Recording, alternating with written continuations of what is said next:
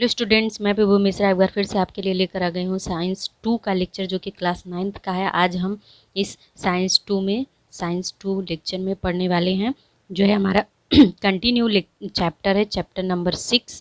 इसमें आज हमारा होगा लेक्चर नंबर 2।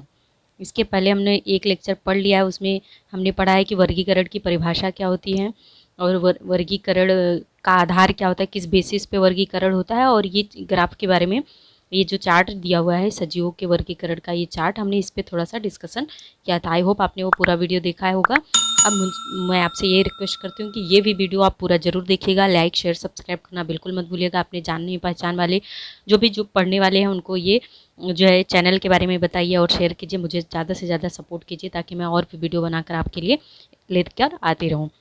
तो चलिए फ्रेंड्स, पढ़ते हैं। आज हमारा टॉपिक है उपजगत अबीजपत्री वनस्पतियाँ। अबीजपत्री यानी कि क्रिप्टोगैम्स।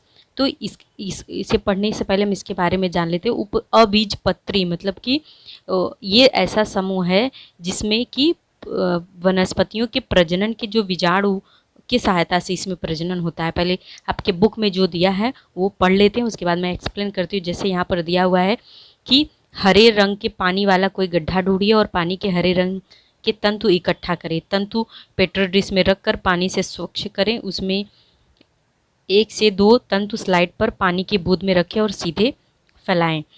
तो आप स्लाइड पर कवर स्लिप रखकर सूक्ष्मदर्शी की सहायता से निरीक्षण करें। इन तंतुओं की कोशिकाओं में स्थित हरे रंग की सर्पिल रेखाओं जैसे हरित लवक क्या आपने देखे। इस वनस्पति का नाम स्पाइरोगैरा। यहाँ पे देखिए स्पाइरोगैरा का डायग्राम ये होता है और इसको देखने पे ऐसे कुछ लंबी धारी जैसी संरचना आपको दिखाई देती है। तो अभी तो जो बच्चे, जहाँ मैं पढ़ाती हूँ, जो बच्चे स्कूल में आते हैं उसको जो है लैब में हम सूक्ष्मदर्शी माइक्रोस्कोप पे इसको दिखाएंगे कैसे स्लाइड पर ये दिखता है।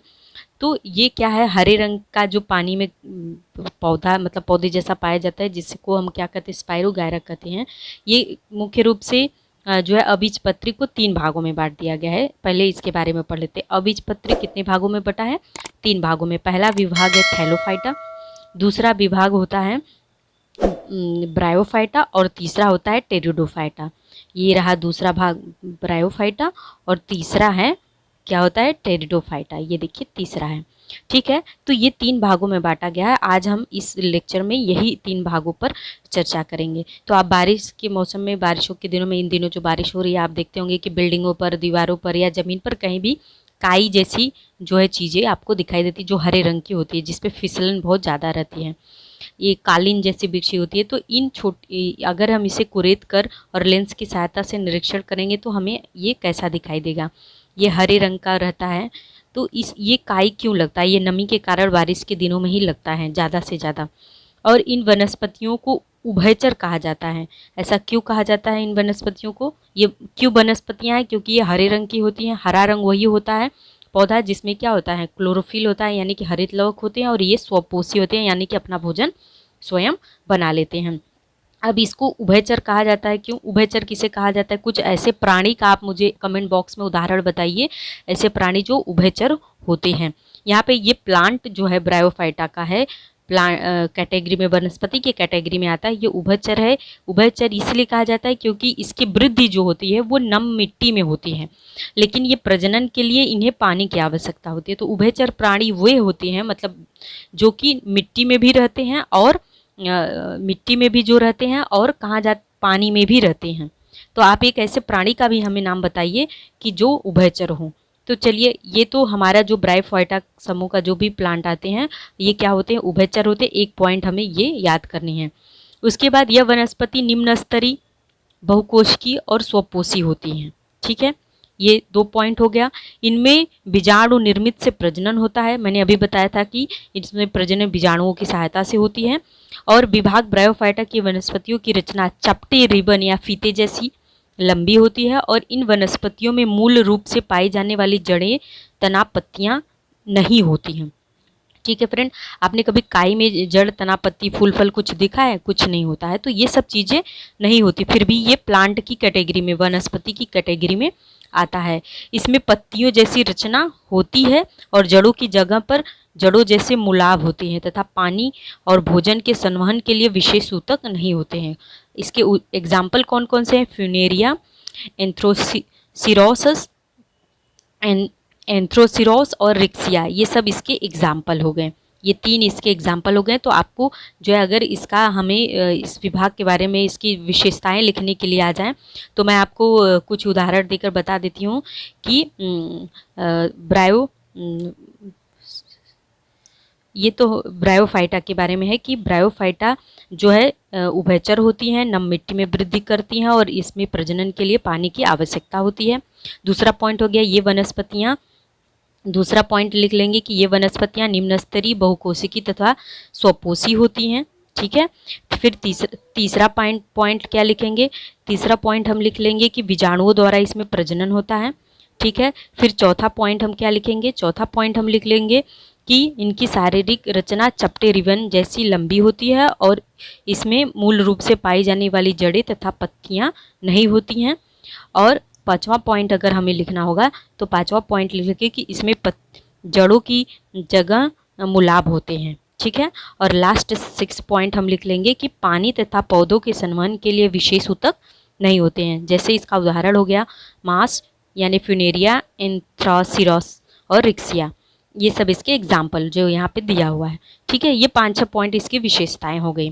तो ये तो हमने सेकेंड पॉइंट ब्रायोफाइटा के बारे में डिटेल में पढ़ लिया। अभी हमने विभाग थैलोफाइटा पर आ जाते हैं। पढ़ना तो पहले थैलोफाइटा चाहिए था, बट चलिए इसलिए मैंने दूसरा पहले पढ़ा है क्योंकि आप पूरा वीडियो देखें ताकि आप पहले ब्रायोफाइटा पढ़ेंगे फिर थैलोफाइटा पढ़ेंगे, लेकिन पहला होता है थैलोफाइटा।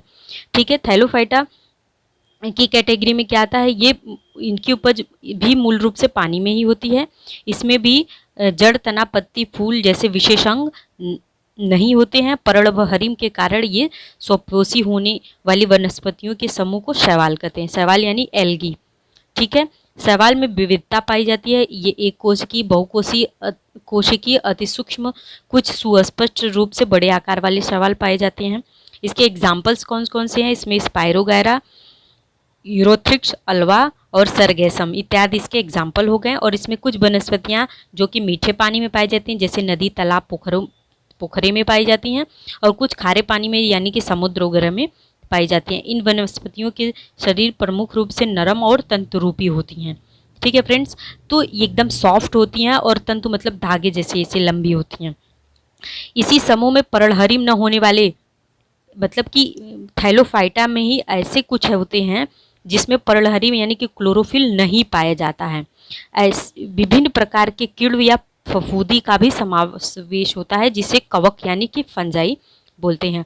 अब देखिए ये कवक फंजाई कहाँ होते हैं? ये आपने कभी देखा होगा कि दीवारों पर सफ़ेद जैसी फफूंदी लग जाती है, या ब्रेड वगैरह पर आपने फफूंदी लगे हुए देखा, या कोई चीज़ पैक करके काफ़ी दिनों तक रख दिया जाए तो उस पर सफ़ेद रोएँ जैसी संरचना निकल आती है और वो चीज़ खाने वाली रहती है तो उसे खाया नहीं जाता है, तो उसे बोलते हैं कवक या फफूंदी। तो अगर क्लोरोफिल है तो वो एल्गी है, अगर क्लोरोफिल नहीं है, पर्णहरिम नहीं है, तो वो पर्णहरिम न होने वाले प्रकार वाले को कीड़व या फफूंदी बोलते हैं, कीड़व तथा फफूंदी बोलते हैं। तो ये हमारा थैलोफाइटा हो गया। अगर थैलोफाइटा की अब हम पॉइंट वाइज इसकी जो है विशेषताएं अगर हमें पढ़नी हो तो हम कैसे लिखेंगे? थैलोफाइटा पहला पॉइंट हम लिख लेंगे कि ये इस विभाग की जो है वनस्पतियाँ जल में पाई जाती हैं, कुछ मीठे जल में तो कुछ खारे जल में पाई जाती हैं। पहला पॉइंट हो गया। दूसरा पॉइंट हम लिख लेंगे कि इसमें जड़, तना, पत्तियाँ, फूल जैसे विशेष अंग नहीं होते हैं। ठीक है, ऐसे विशेष अंग नहीं होते। इसमें ये स्वपोषी होती हैं और इसमें हरित लवक होता है। ये तीसरा पॉइंट हो गया। क्या होगा? ये स्वपोषी होती है और इसमें हरित लवक होता है जैसे कि एल्गी। ठीक है, उसके बाद चौथा पॉइंट क्या हो जाएगा कि शैवाल कई प्रकार के होते हैं, उनके शरीर नरम और तंतुरूपी होते हैं। ठीक है, नरम और तंतुरूपी होते हैं। और उदाहरण क्या हो गया? एक कोशिकीय, बहुकोशिकीय, अति सूक्ष्म तथा सुस्पष्ट रूप तथा बड़े आकार वाले शैवाल। इसके एग्जाम्पल्स लिख लेंगे। स्पायरोगैरा, यूलोथ्रिक्स, अल्वा, सरगेसम, ये सब इसके एग्जाम्पल हो गए।